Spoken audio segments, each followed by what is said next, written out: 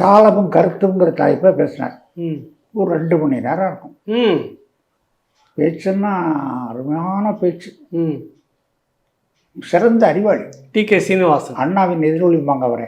ம் கருணாநிதிக்கு அவரை பிடிக்கவே பிடிக்காது. ம் டி.கே. சீனிவாசனுக்கு கருணாநிதியை பிடிக்காது. பிடிக்காது. பிடிக்காது. அண்ணாவினுடைய எதிரொலிப்பாங்க, எதிரொலின்னுவாங்க. தத்துவ மேதைப்பாங்க. ஓ ஒவ்வொருத்தருக்கும் பட்ட சிந்தனை திருப்பிவாங்க, எல்லாருக்கும் பட்டவங்க. ம் ம் அவர் எனக்கு நெருங்கிய நண்பர். பிற்காலத்தில் ம் ம் அவர் டி.கே. சீனிவாசன் அந்த பேச்சு தான் என்னை முழுமையாக இந்த திராவிடத்துக்குள்ள மாற்றினது. ம் ம் ம் அப்புறம் திராவிட முன்னேற்ற கழகம் தொடங்குற சமயத்தில் நான் அதில் உறுப்பினராக கீரனூரில் கிளையில் ம் நான் உறுப்பினராக சேர்ந்துட்டேன். தொடங்கின உடனே 1949 என்ன நடக்குது? அப்ப ஏன் அந்த கட்சியை தொடங்குறாரு அண்ணா? அதுக்கு முன்னாடி என்ன நடந்தது? அதாவது பெரியாரை விட்டு எப்போ எப்போ வெளியே போகிறதுங்கிறத அவங்களுடைய நோக்கமாக இருந்தது. 46லேயே பெரியாருக்கு அண்ணாவுக்கும் கருத்து வேறுபாடெல்லாம் ஏற்பட்டு போச்சு, மனத்தாங்கல் ஏற்பட்டு போச்சு. என்னத்துக்கு மனத்தாங்க? தூத்துக்குடி பெரியாருக்கு தனக்கு மேலே யாரும் வளர்றது பிடிக்காதவருக்கு. ஓ சரி சரி. ஒரு இவரை வச்சுக்கிட்டு அண்ணா ரொம்ப பேசி மக்கள்லாம் அப்படியே அவரை உட்காந்து அப்படி இது இருந்தாங்கன்னா அது பிடிக்காதவருக்கு. ம் சட்டையை பிடிச்சி இழுத்து உட்கார வச்சுருவாரு.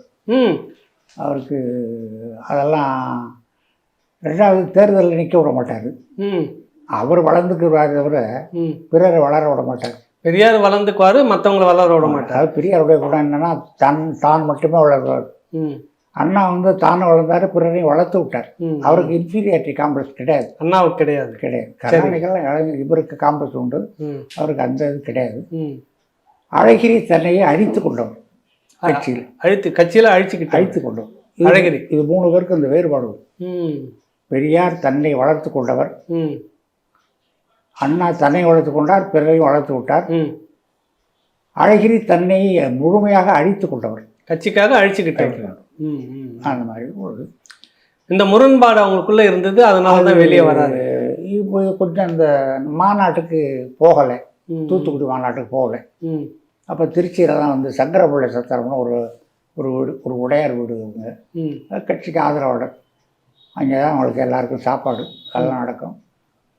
அங்கே தங்கி இருந்தார். அப்புறம் கட்சி தொடங்கினதுக்கப்புறமும் அங்கே அந்த வீடு தான் அன்ன சத்திரம். அவங்களுக்கு சின்ன சங்கரபிள்ளை சத்திரம்னு பேர் அந்த வீட்டுக்கு. ம் திமுகவில் அண்ணா, நெடுஞ்செழியன், சம்பத்து, மதியழகன், என்.வி. நடராஜன், ம் இவங்க 50 தலைவர்னு சொல்கிறாங்க பாருங்க. ம் அவங்களுக்கு அதுதான் அன்ன சத்திரம். ம் ஊதித்தூர் எங்க அந்த சங்கரபிள்ளை வீடு. ம்